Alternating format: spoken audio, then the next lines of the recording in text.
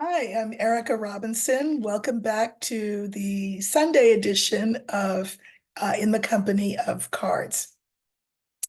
Thank you to all my new subscribers. I really appreciate it and hope that you will tell people about this channel if it's something that you think might interest them. I have a few viewer questions and I have a couple of questions of my own. And so let's just dive right in. So the first one is there has been speculation as to whether or not Robert Kennedy Jr. will replace J.D. Vance as the vice presidential nominee on the Trump ticket. So I'm going to, that's a sort of a yes/no question. So I'm going to pull my answer using a yes/no spread. So this is something that you've not seen me do before, but I do it a lot. Okay. So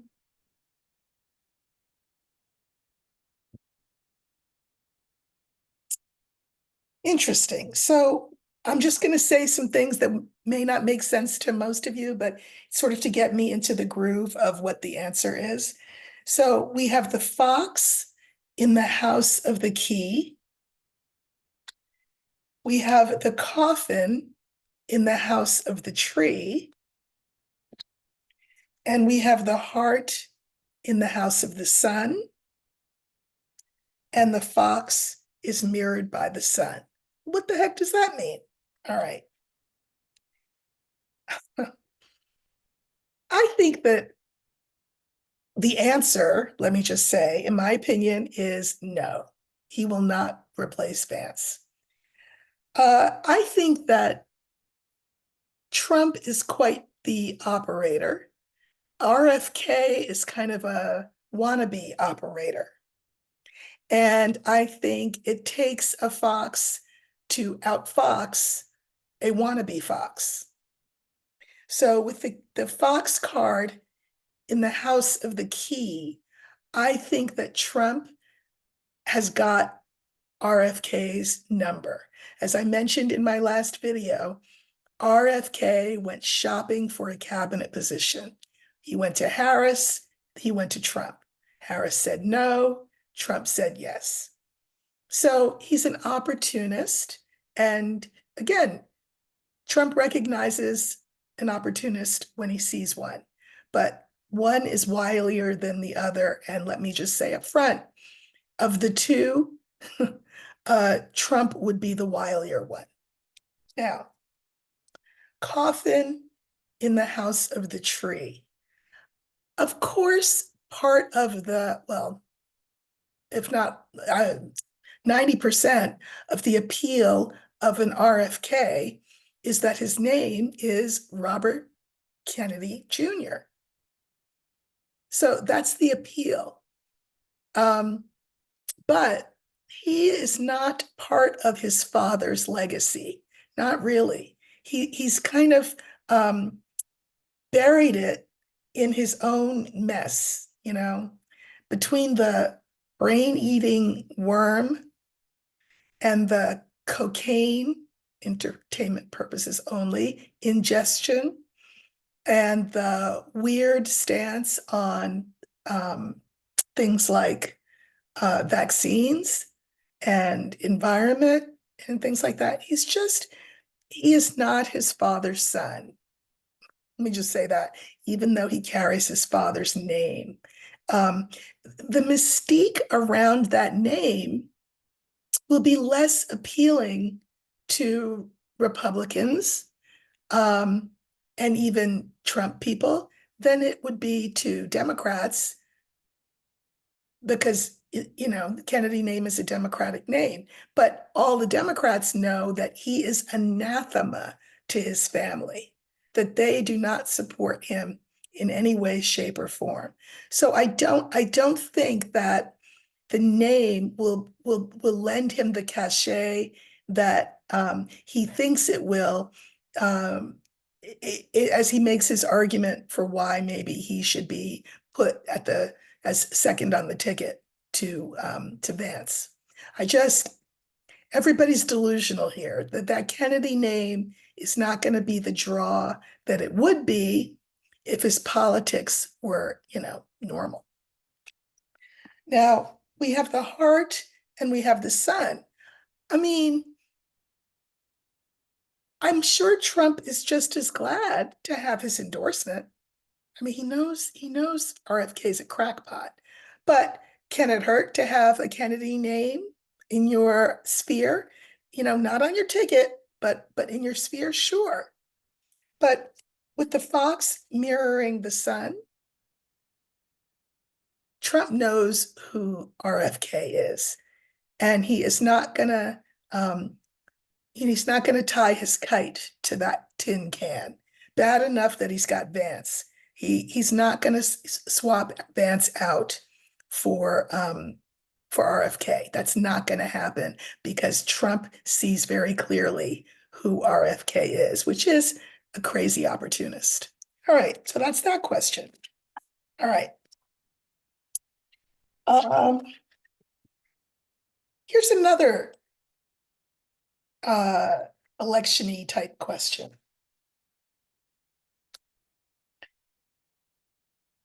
Uh, will MAGA, this was from a reader, will MAGA split off from the Republican Party in the end and form a third party?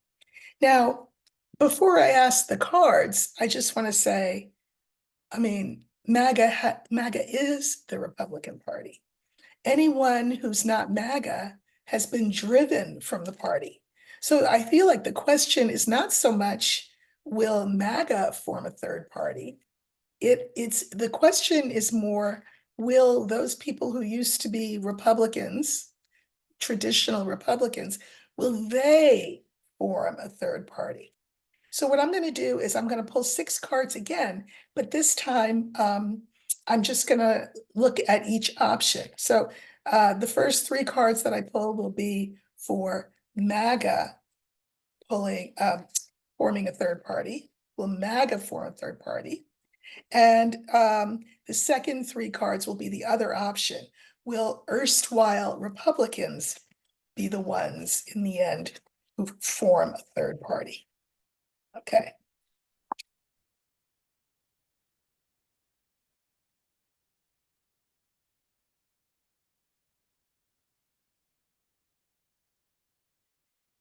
Well, interesting. So as to whether or not MAGA will form a third party, we have the young woman, we have the star, and we have the letter. I don't know that they need to because they are the party. They are the party. They don't have to be assertive or aggressive in any kind of party formation. The structure is already there. They've got that project 2025 up their sleeve. Um, and so they can kind of sit back and say, what do you mean form a third party? We are the third party. So this is more a card of like sitting back. Um, and looking to the future and saying, we will have the votes. We will call ourselves the Republican Party because that's what we are.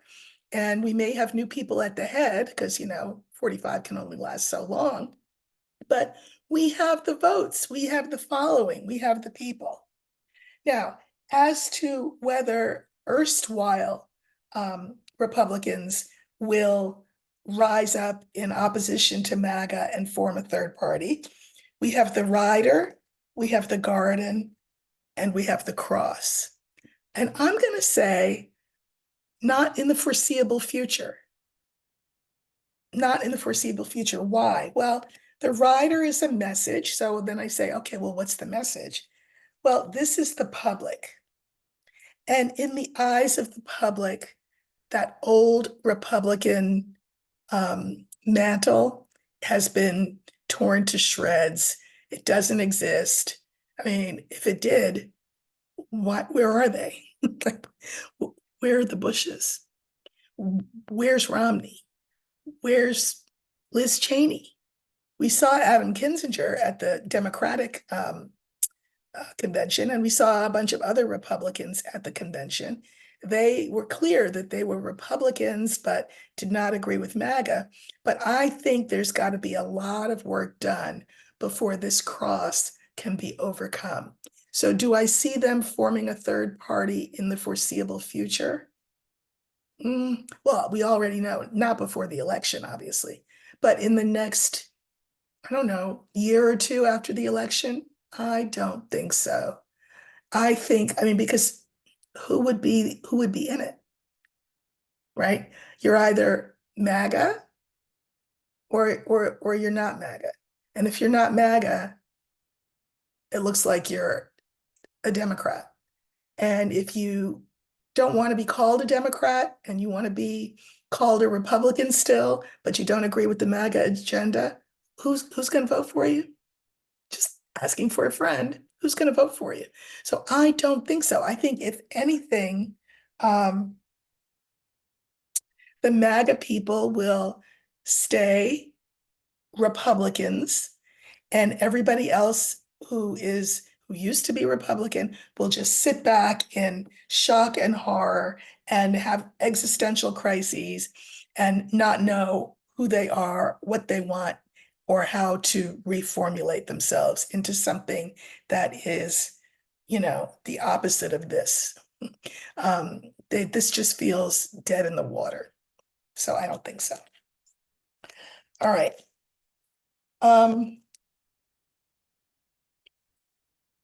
Here's another one. So 45 did a rally a few days ago, and it was at a place called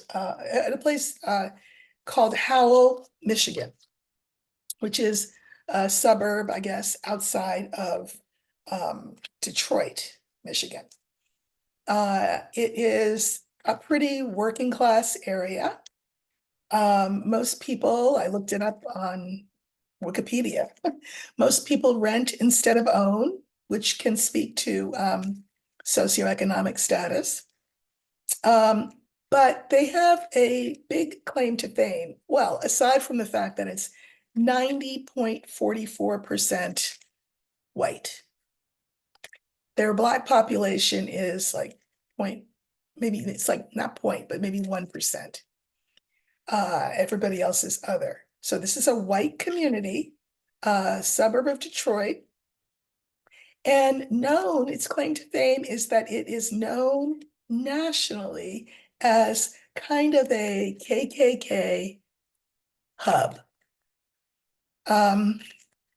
So Trump had he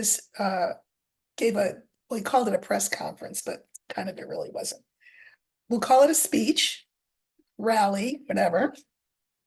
Very small, very sparsely attended, partly, I will say, because the area was cordoned off. So, there weren't tens of thousands of people there. Not that there would have been tens of thousands of people there anyway. And there were supporters outside of the venue. So we'll give him that. The speech was about crime and safety. Okay, that's a dog whistle, as we know, for, those Blacks, those immigrants who were so responsible for all of the crime and none of the safety. So, but that's just me. That's just me. I think he went there because he knew that it was a hub for the KKK. Now, I will say a couple of years ago, I guess Biden went there. I think it had to do with manufacturing, which would be a topic that a community like that would want to hear about, just because, the jobs that they would be qualified for would be sort of factory type work. But let's see what 45's intention was in having his rally there. So I think I'm going to use the garden as my focus card because it was, a gathering. And we're going to look to see what 45's intention was, because maybe we're wrong, right? Maybe his intention was pure as the driven snow for having his rally there. Okay. And then I'm taking two cards and putting them to the left of the garden. Here's our garden. So that stands for the rally itself. And then the two cards that would have come after, I'm putting to the right. Okay. So we have the bouquet. We have the mice. We have the garden. We have the cross. And we have the stars. Okay, so let's see. What was his intention? Having his rally there.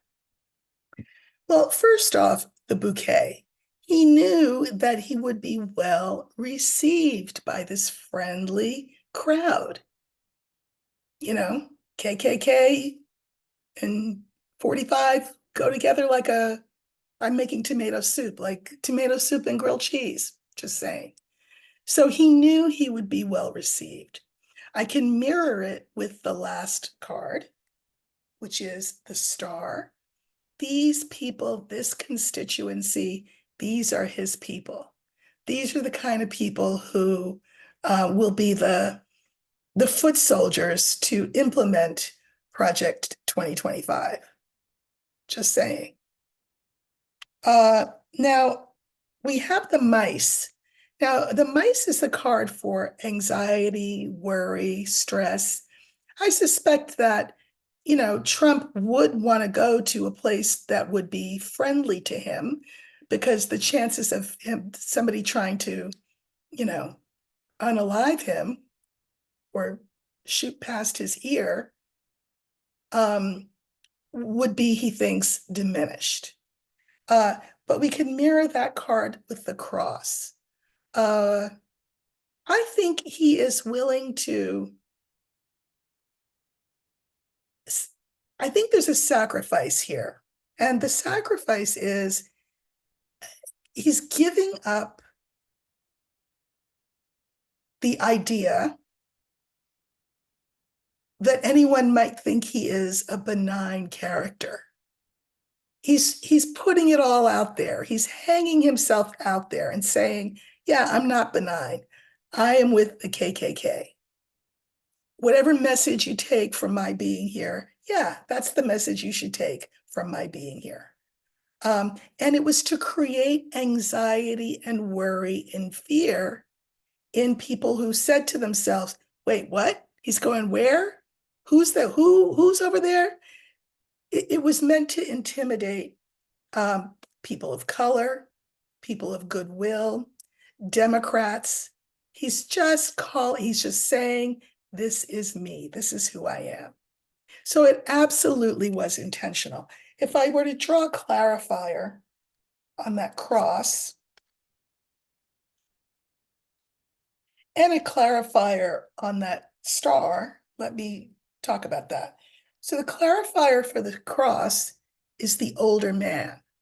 Just pretend that this older man is of a paler hue, right? So older white men would be the constituency that he wants, and he'll sacrifice whatever other constituencies out there, women, young people, people of color. He'll sacrifice all those because these are his people. And then with the star, I clarify that with the tower. The tower is the card for government, right? So he's saying in the future, when I am elected, but anyway, when I am elected, I will make sure that you are guarded, you are protected, that your Klan rallies will be what? Well attended, televised, and maybe they'll get an Academy Award. I mean, I don't know, whatever. But I'm your guy. I'm the law and order guy. So he knew exactly what he was doing. It was a double message, both to his clannish type followers and to those of us who not like that. It was an intimidation tactic. And of course, he could say, well, I mean, Biden was here. Biden came to this town. Well, Biden's intention was, I think, to talk about the economy, probably to talk about manufacturing, hoping to win people over to the good guys with manufacturing uh, hope. So his intention, of course, obviously, would have been very different from 45s. But make no mistake, uh, Trump is trumping, entertainment paid purposes only. All right. Two more questions. One, again, is 45 related.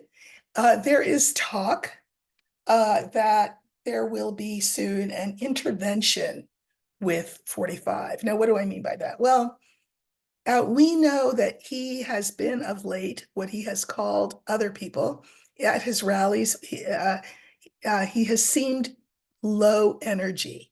Remember, he used to say low energy Joe. Well, he has seemed really low energy. Now, and his speech has been a little slurred. We know he doesn't drink, so it's not that. But there's speculation that, I mean, to be fair, can you imagine? I mean, a bullet whizzes past your ear, whether it hit him or not. I don't even want to get into that. But I mean, people died, for God's sake. That has to be traumatic. He probably is suffering from some degree of PTSD. Speculation is that he is medicated for that. Maybe some sort of anti-anxiety drug or whatever. He doesn't sleep already, apparently, like a vampire. He doesn't sleep. No, I'm not casting aspersions on vampires. I'm just saying he doesn't sleep. And he rambles. He doesn't stay on message. And that part seems very deliberate. He'll say, well, I'm just going to throw away my script. I'm not going to look at the teleprompter. You guys want me to be extemporaneous. Well, he doesn't know that big word. You don't mind if I talk off the cuff, do you? And of course, the crowd cheers, etc. But he's sort of a little bit out of control. And so will there be an intervention? Will there be some sort of medical psychiatric intervention with him? And I'm just going to pull 5 cards. I'll let Spirit decide what the central card will be.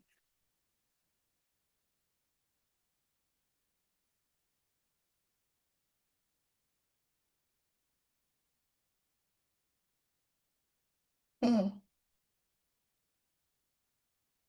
then I'm going to pull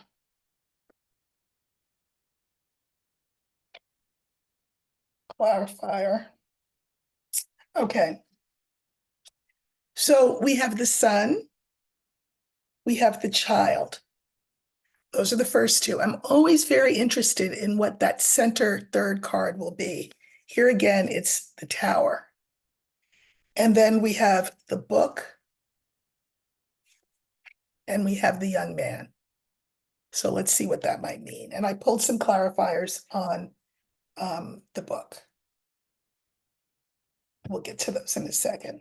So it is abundantly clear that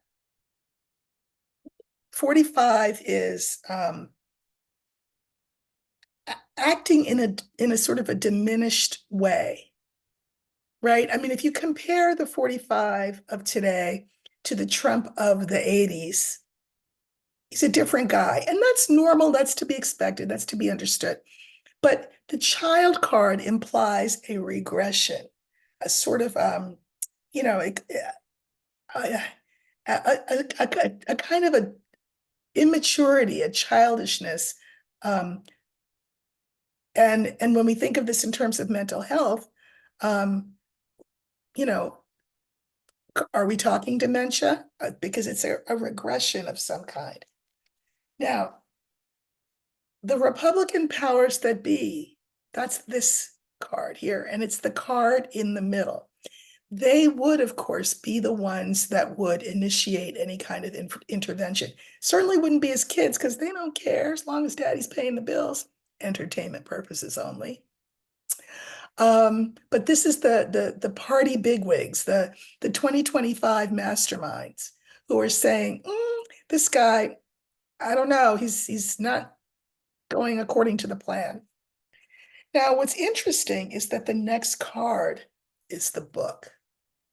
And remember that the book is about secrets. It's about things we don't know for whatever reason. I'll get back to that in a minute. And then the final card is the man. You know, it could very well be that the party bigwigs are saying, I don't know, maybe we need somebody younger because we mirror that with the sun. It's clear that we need a new guy. We need some, now whether they actually go through with that, that's a different story.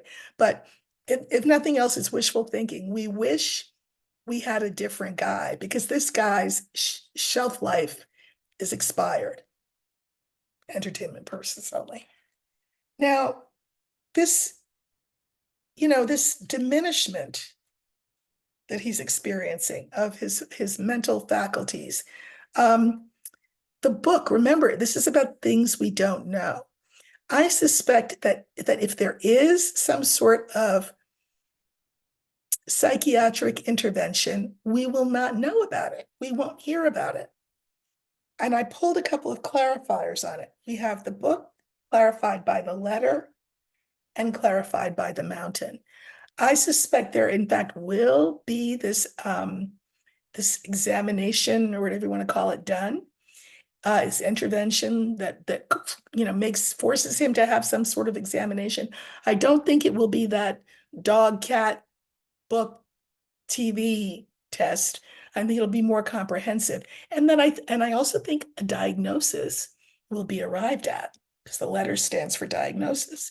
But I think that the diagnosis will be kept from us. Again, if we can keep him as the useful idiot, say the party bigwigs, that can work. So how do we do that? How do we keep him useful? Because already he's an idiot. How do we keep him useful? I'm going to pull a clarifier on the tower as well. Yeah, so we have the older man and we have the lily. By the way, the lily is also, one of its meanings is an older man. So he's not just an older man, he's an older man to the extent that his faculties are being affected. That is the position of the party bigwigs. That's what they think. So I do think that, yes, there will be some sort of medical intervention. They will have some sort of diagnosis, but I think we will not be privy to what that is. And here's what I pulled some cards on this younger man, because clearly what they want is someone younger, not 45, to be at the top of the ticket, but that won't happen. We have the tree. Now, the tree is the card for health. But it's also the card for a long time. So this won't happen immediately that this young man will take over. This is going to take some time. But then we have the crossroads. And that's interesting because depending on what that diagnosis tells them, they may say, you know what, we're not sticking with 45. We'll put Vance at the top. Maybe RFK will be number 2. If we swap out Trump, maybe we'll put, I don't know, RFK at the top, keep Vance number 2. But this is about choices. The party actually will have choices.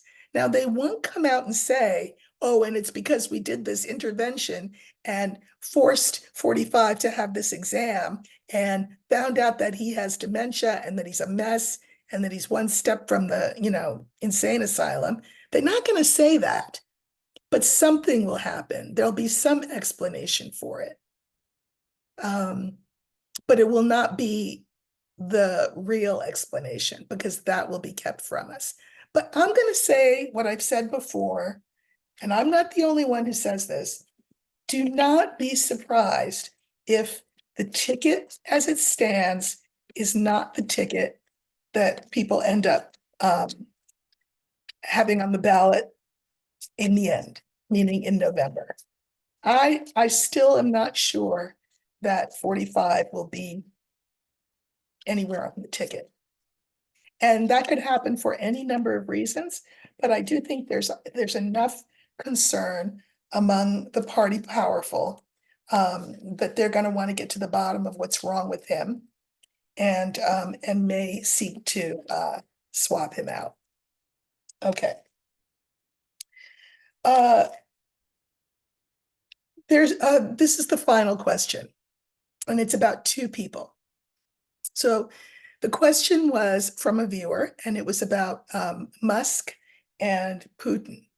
And the question was, prefaced by saying, these men have way too much power for any one person to have. I mean, so will their star fall? Well, their respective stars fall in the next year, or do we have longer to wait for that to happen?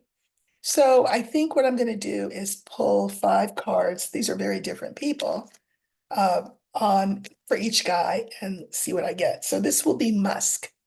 Will Musk take a big fall? No, let's see what's coming in for Musk. I don't want to ask yes or no. Is Musk going to take a big fall in this next 12-month period?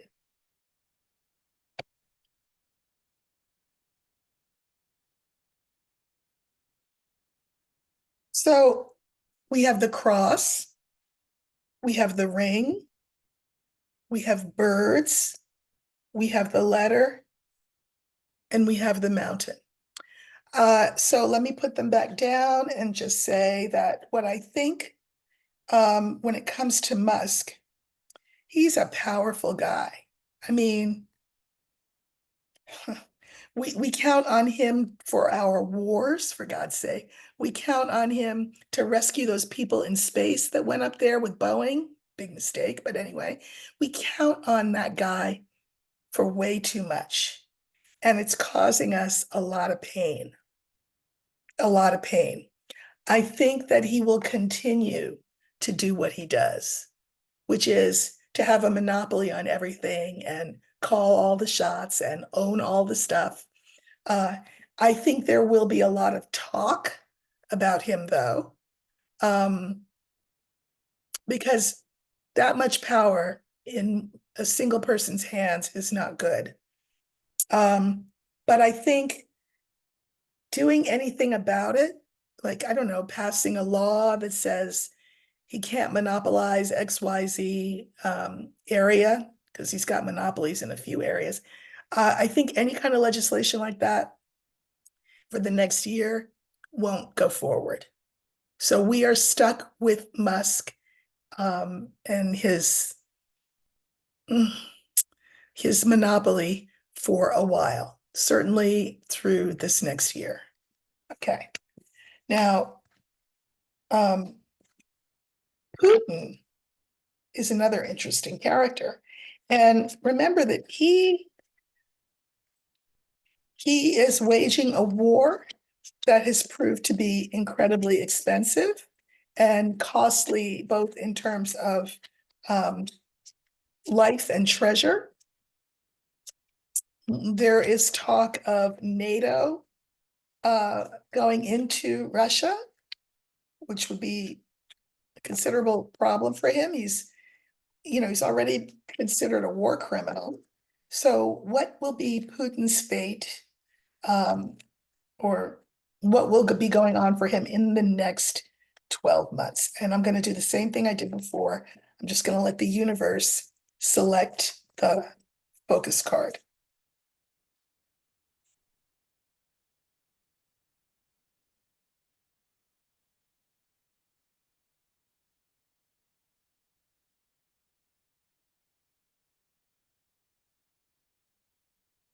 So we have the key, we have the ship, we have the child, we have the scythe, and we have the mountain.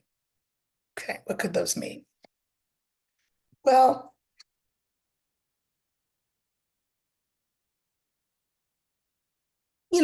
always love the key because it answers questions. And so then, okay, so what is the answer to our question? I always look to the next card, and here it's the ship. Uh, for me, I think his fate is coming to him closer and closer and closer, whatever that fate is. And I'm just going to say that the person from history that comes to my mind would be Rasputin, who did not meet a good end. But if you've got NATO sailing towards him or marching towards him, you've got Russians who are not thrilled about all their sons being killed in war, and old men being conscripted and being bested by little Ukraine. So I think that uh, his comeuppance for all of this is coming towards him. I think something new will happen. This is the child. Something new will happen, whether it's um, dissension in the ranks, whether it's, mutiny, so to speak, among the ranks, whether it's NATO coming in, I don't know. But some new thing will happen in the next 12 months that will bring him to heel, cut him down to size, um, make him answerable for his actions. The scythe is a scythe. I mean, it's a blade, it's a knife, it cuts. However, the last card is the mountain. And so I mirror the key with the mountain, and it's just about those of us waiting for him to get his comeuppance need to be patient, need to wait, need to understand it's coming. It's coming. And it could take the form of NATO or, some people coming into that and to the country and cutting him down to size. Entertainment purposes only, but I mean, just saying that's a site. So I think that he will get his comeuppance sooner than Musk will get his. Uh, and probably that's because Musk has his hand in so many things that the United States needs, has to have, counts on, and he's the only supplier of those things, that his fall from grace will have to be way more finessed and may take a longer time. I think Putin's will be more, possibly entertainment purposes only, um, scythe-like, if you get my meaning. Uh, and could very well be at the hands of his own people, which also sounds very like a very Russian ending, right, to all of this.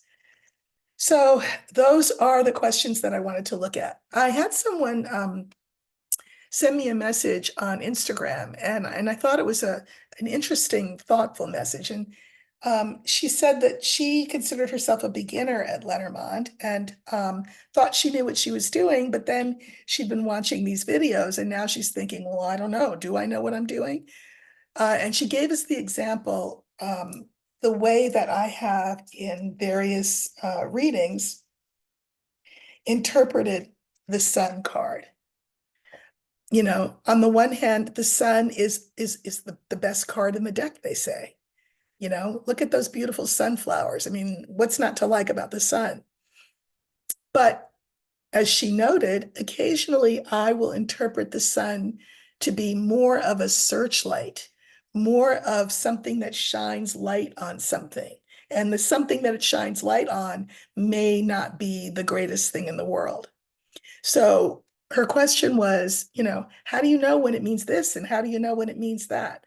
If you are watching this to learn Lenormand, in addition to, seeing what the cards have to say about our questions of the day, let me remind you or tell you for the first time if you don't know, Lenormand does not function one card at a time.